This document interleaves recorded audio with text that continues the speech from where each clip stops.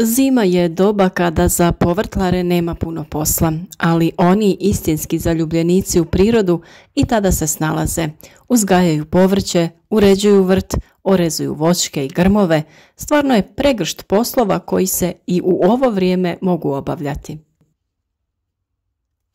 Kada steknete naviku za radom, onda ni zima ni nemogućnost uzgoja određenih biljaka ne sprječavaju vas u tome da odradite nešto na otvorenom. Naravno, kada je u ovom periodu nedostatak određenih biljnih vrsta koje svakodnevno konzumiramo i koje su korisne za naše zdravlje, snalazimo se da uzgajamo one biljke koje su otpornije na ove vremenske uslove. Danas ćemo govoriti o biljkama koje su vrlo važne za naše zdravlje i imunitet u hladnim zimskim danima, načinu na koji se uzgajaju i kako da ih imate tokom ovih dana. Najpoznatija povrtnica koja sada uspijeva jeste zelena salata. To je biljka koja se može uzgajati tokom cijele godine, ali zimi ima posebnu draž i nadomješta sve ono što nam nije dostupno. Bitno je da se posije pred kraj jeseni i da uslovi za njen razvoj budu povoljni tokom te početne faze. O salati smo već dosta govorili, pa sve o njenom uzgoju možete potražiti na našem kanalu, a link za lakše snalaženje biti će u opisu ovog videa. Ukoliko želite podržati naš rad, zapratite kanal, a klikom na zvonce pored osigurati ćete da dobijete obavijest o svakom novom videu. Vaša podrška nam mnogo znači i daje motivaciju za daljnji rad i napredak, a praćenje kanala je besplatno i ništa vas ne košta. Samo možete od naših video savjeta imati višestruku korist. Druga biljka koja uspijeva tokom zime jeste crveni luk, koji je spasitelj za imunitet kada se radi o zimi. Njega smo također dosta puta spominjali. Sve detalje o njegovom uzgoju također imate na našem kanalu. Danas ćemo pažnju posvetiti ostalim biljkama koje mi uzgajamo u našem plasteniku. Neke od njih su rotkvica, matovilac, rukola, radič, blitva i špinat. Sve ove biljke dosta dobro podnose hladnoću, a njihove dobrobiti u svakodnevnom konzumiranju su stvarno mnogobrojne. Rukola pripada porodici kupusnjača i možemo je uzgajati tokom cijele godine. Voli hladno vrijeme i podnosi mrazeve, te nije zahtjevna, ne zauzima mnogo prostora, a uzgaja se kao jednogodišnja ili višegodišnja i odlično se sama zasijava. Rukolu možete uzgajati kao jednogodišnju, ali preporučuje se da je uzgajate kao višegodišnju jer ćete uvijek imati svježe listove za berbu. Uzgojiti je možete na otvorenom već od kraja zime i sve do kraja jeseni, dok u zatvorenom rukolu možete uzgajati tokom cijele godine. Rukola je odlična i za uzgoj u posudama. Uz to što je možete imati u vrtu, odlično uspijeva i na balkonu u bilo kojoj stambenoj zgradi ili kući gdje i nema dovoljno sunca. Tako da samo skoknete do balkona po svježe listove za vašu salatu. Rukoli od perioda sijanja do perioda berbe ne treba mnogo vremena. U najhladnijem periodu do 2 mjeseca, a kad je već toplije vrijeme, kraj proljeća i početak ljeta, rukola je spremna za branje već nakon 3 do 4 sedmice od perioda sijanja. Isto tako, ubrzano nakon perioda sazrijevanja brzo se pojavljuje i cvijet, ali ne brinite mnogo, može se konzumirati i u periodu cvjetanja, samo što se aromatičnost malo gubi i lisnata masa postaje manja.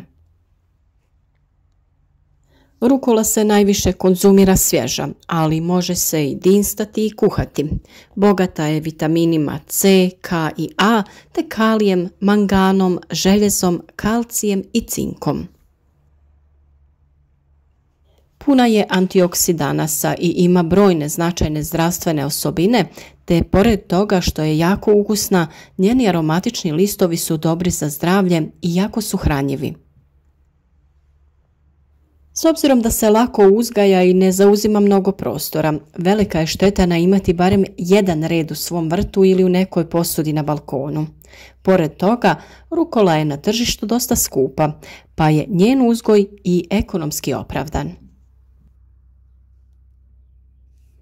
A tu je i matovilac, to je biljka livadne flore i koristi se kao svježa salata zimi i u rano proljeće. Kao niskoenergetska namirnica ima prednost za kontrolu pretilosti, ali djeluje i umirujuće na živce, vjerovatno zbog sadržaja valerijanske kiseline. To je dvogodišnja biljka razmjerno kratke vegetacije, ali može se uzgajati i kao jednogodišnja kultura. Listovi su ovalni, glatko gruba i vrlo sitnih dlačica. U generativnoj fazi razvije se razgranata cvjetna stabljika sa sitnim plavičasto-bijelim cvjetovima. Samo 100 grama matovilca sadrži samo 26 kalorija, oko 3 grama ugljikohidrata, 2 grama vlakana i 2 grama proteina. Bogat je izvor folne kiseline, željeza, kalcija, kalija, vitamina A, C i B, te omega-3 masnih kiselina.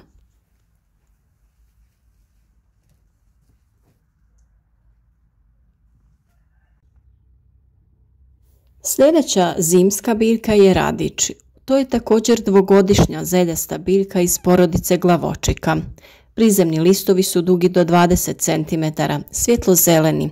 Listovi uzduž stabljike su kraći i više duguljasti. Uzgaja se kao povrtna kultura, razmnožava se sjemenom. Uzgoj traži sunčano mjesto te dovoljnu vlagu u zemlji. Tla trebaju biti lagana, rahla i dobro drenirana. I radič tolerira hladnije temperature te je dobra zimska povrtna kultura. Sjeme sijemo direktno na zemljište te prema potrebi prorjeđujemo. Možemo ga sijati iza špinata, rotkvice i zelene salate. Pogodne za sadnju uz radič su sve vrste luka i poriluk. Listovi su pogodni za berbu kada se stvore dovoljne veličine oko 3 mjeseca nakon sjetve. Otporna je biljka na razne bolesti. Listove radiča koristimo u sirovom stanju u salatama, no jestivi su i korijen i cvjetovi. Listovi su bogati vitaminom A i mineralima poput kalija i magnezija. Gorkastog su okusa i dobro probuđuju apetit, a obično se koriste u razdoblju kada je ponuda drugog povrća dosta oskudna. Na našem kanalu svakako imate sve o uzgoju i dobrobitima špinata i blitve te rotkvice, jer njih ipak uzgajamo nešto duže, skoro cijelu godinu. Potražite svakako videe o uzgoju ovih biljaka, a u opisu ovog videa imati ćete linkove za video savjete povezanih tema.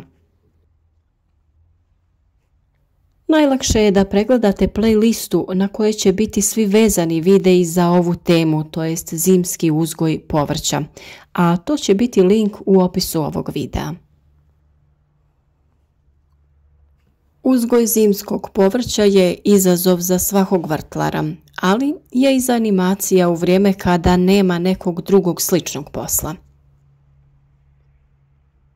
A ono najbolje na kraju je nagrada za vaš trud i rad.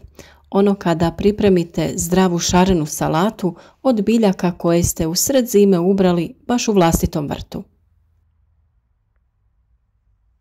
I ne mora to biti ništa veliko. I jedan mali improvizirani plastenik biti će sasvim dovoljan.